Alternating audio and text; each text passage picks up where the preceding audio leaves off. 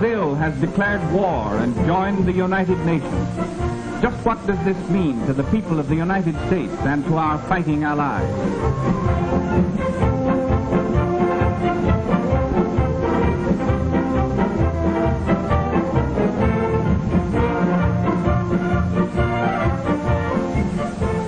We have gained a powerful new friend in Brazil.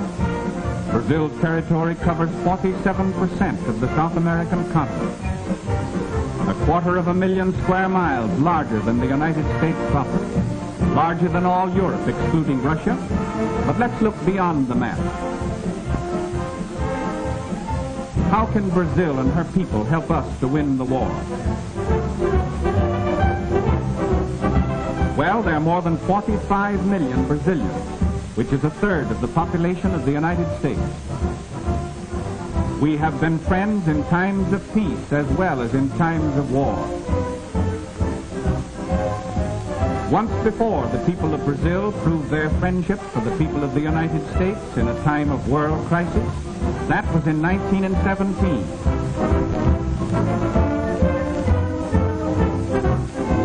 The two peoples have much in common. Like ourselves, the Brazilians are very cosmopolitan in character. They are a progressive people with a constitution that guarantees protection to all workers and modern social legislation.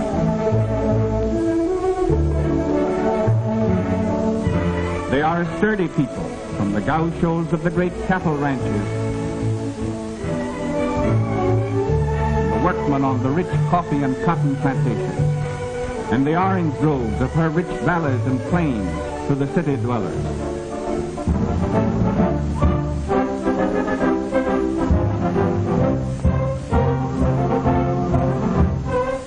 These Brazilians are in the war all the way. All males between the ages of 18 and 40 are now subject to military duty. An army of 3 million soldiers can be raised without affecting vital industrial activity. Brazil is a land of picturesque and beautiful cities. Its capital is famous throughout the world as a center of culture and the arts.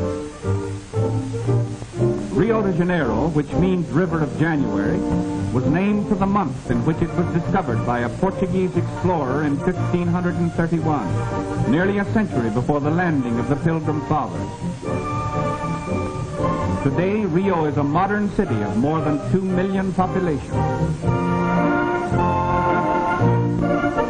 Its municipal theater is one of the finest opera houses in the world.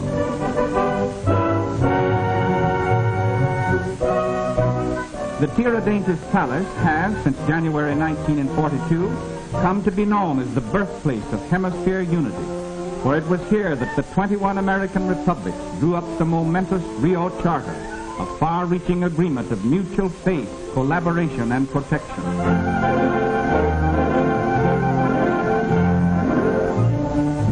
Brazil's merchant fleet is the second largest of the Western Hemisphere, surpassed only by our own.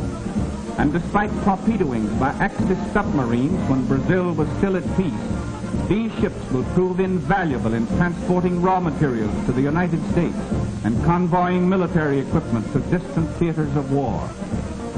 Her navy is not large as compared to those of the United States and Great Britain, but it is modern, splendidly officered and manned, and eager for action against our common enemy. These fine ships and fighting men throw the balance of naval power that much further in favor of the United Nations. Already they have seen action against enemy raiders attacking our vitally important South Atlantic supply lines. We may confidently expect that the Brazilian Navy will live up to the high standards it set for itself in the First World War.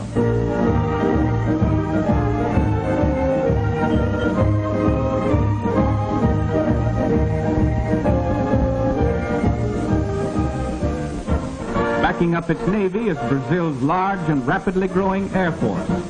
These splendid new airfields, through the courtesy of our good neighbor and ally, are now available to our long-range flying fortresses and liberators.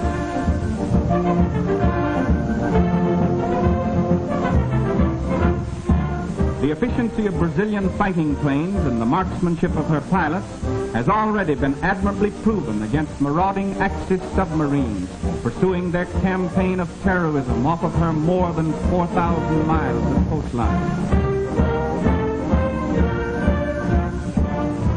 Getulio Vargas, Brazil's progressive president, has long been an ardent advocate of inter-American solidarity, military preparedness, and hemispheric collaboration.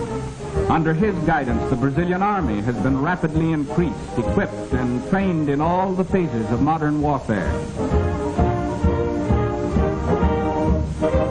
Brazil's total mobilization and training is already well underway toward that 3 million mark. And by the uncompromising public declaration of its president, this army, as our fighting ally, stands ready to make any sacrifice which our collective security may require.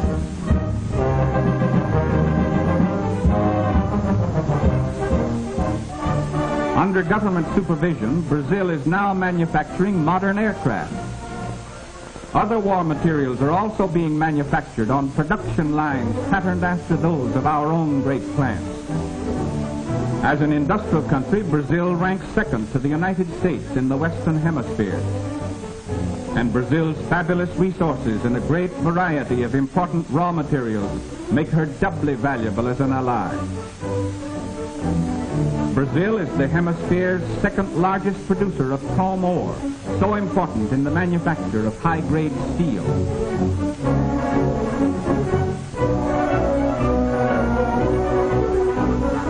These war factories in the United States use large quantities of Brazilian manganese, highest-grade iron ore, zinc, nickel, and other minerals essential to the manufacture of tanks, machine guns, warships, and other necessities of modern warfare. We need these raw materials to keep our war production plants going all out for victory. Brazil produces a large quantity of bauxite, from which the aluminum used so extensively in our combat planes is made. Brazil is the world's only source of high-grade crystal in substantial quantities, so essential in the manufacture of the electrical, optical, and precision instruments which have such a vital place in modern warfare.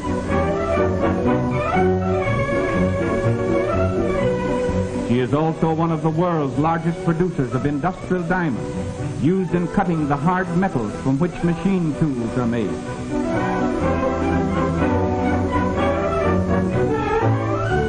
She can produce enough of the basic material for making explosives to supply the entire world.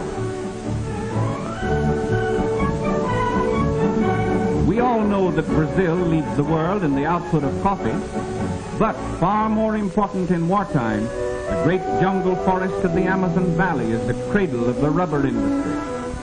In 1903, this area supplied more than 3/5 of the entire world's consumption of rubber. The seeds of rubber trees such as these, smuggled out of the Amazon country, shifted the rubber production of the world to the Far East. But that supply of this tragically important product is now among the spoils of war in the hands of the Japanese. However, 1.5 million square miles of wild rubber trees in the friendly Brazilian Amazon basin is again being tapped to supply the needs of the United Nations.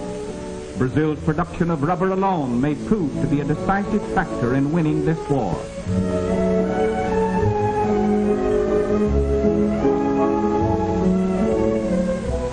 Yes, Brazil brings much to the Allied cause.